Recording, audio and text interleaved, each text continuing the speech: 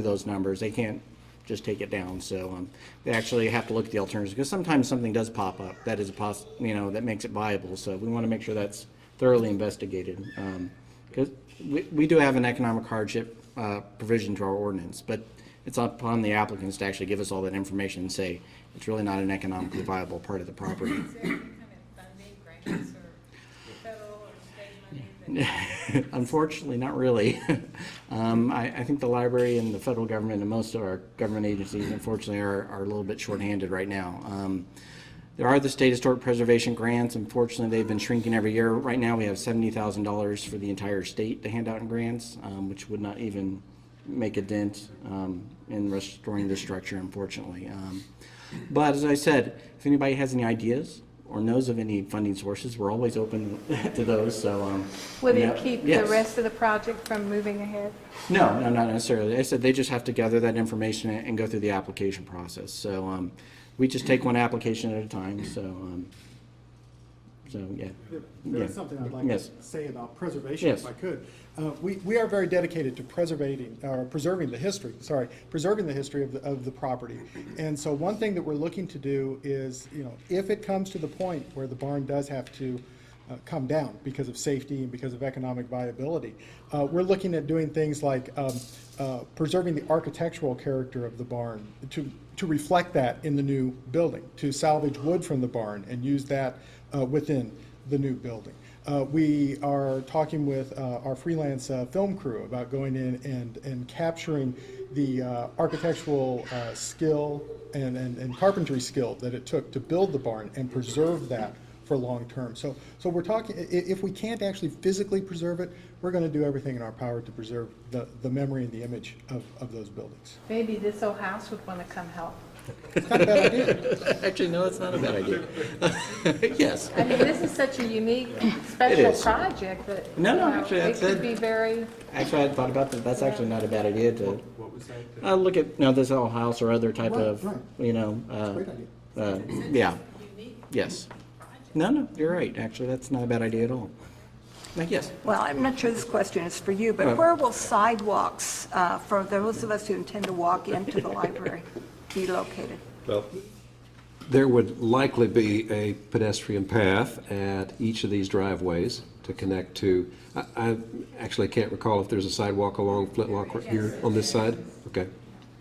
And the city would probably require us to make that connection and to provide that. But of course, sidewalks in the front of the building and so forth. But was that your question as to how that would connect to the streets? Yeah. Yes, there'd be a pedestrian way along there, a sidewalk to connect to the facility. Yep. Yeah, we want to make it easy for the kids to come from this school to visit us. Yeah.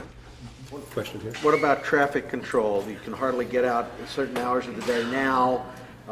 With you folks moving in the area, we're going to get more inundated. So are we planning any road changes, traffic lights?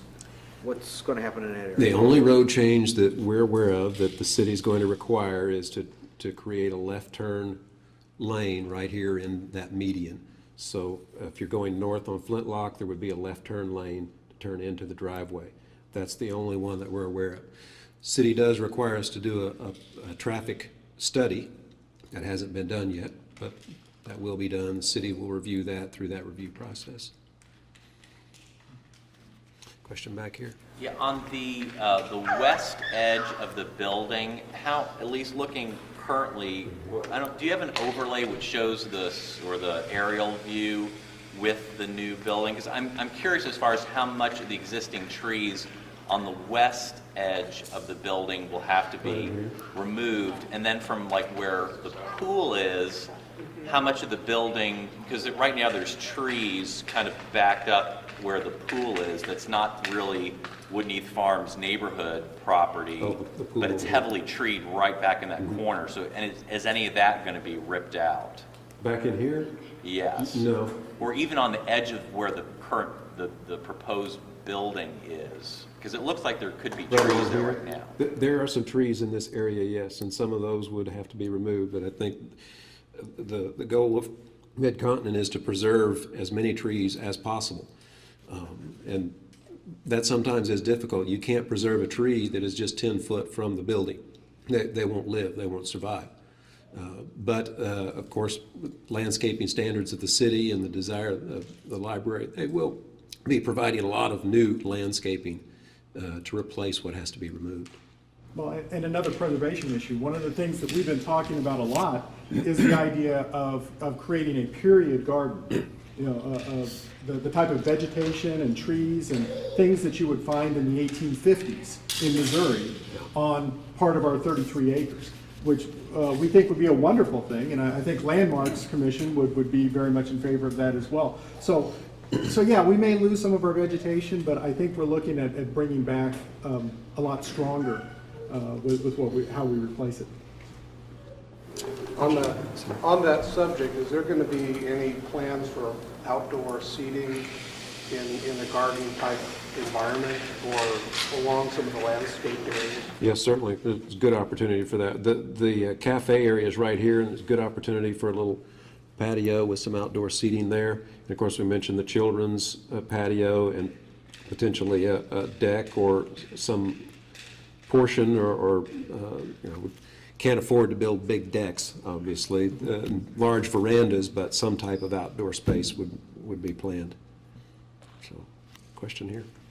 Since there's so many homes close to this, across Flintlock Road, and like ours would be on the other side of the creek, will you be using lights in the parking lot that will minimize light pollution and so forth, and maybe even be able to turn those lights off when the library's not open? Good question. And yes, we have, over the last few years, become very sensitive to that as planners and architects, not just our firm, but all planners and architects. And along those lines, this building is being considered for LEED certification. The board and the library haven't decided definitely whether to pursue that, but if it's not certified, it would certainly follow those same principles. One of the principles of a green building is to do just what you said, to limit light pollution and to keep the light on the site and to plan switching and lighting systems that either lower levels or turn some lights off during off hours. So I think you'd find it much more sensitive than, say, a Walmart parking lot that might go in there. Yeah, what we need, after we close, are security lights shining on the building, so if somebody's trying to break in. Still have you to have can see security them, lighting, but- sure. But we don't want to have brightly lit parking lots all night. It's too expensive. So is there a projected time? I don't have one right now. If you would have asked me a year ago, I would have said, yes, I have one, but a lot of things have, there was, in 2008, the governor signed a bill. It had to do with the ceiling on taxes. I don't want to get into it too much. Our voted tax ceiling from the 80s was 35 cents per hundred. And we were rolled back, rightly so, because of the Hancock Amendment, because we would have gotten a huge windfall. And but that was always our ceiling. And if our revenues were low, we could roll up a little bit, you know, like a half cent or a cent, but we couldn't exceed 35. We were usually around 32 and a half or something, maybe 33 tops that I remember. But in 1991, there,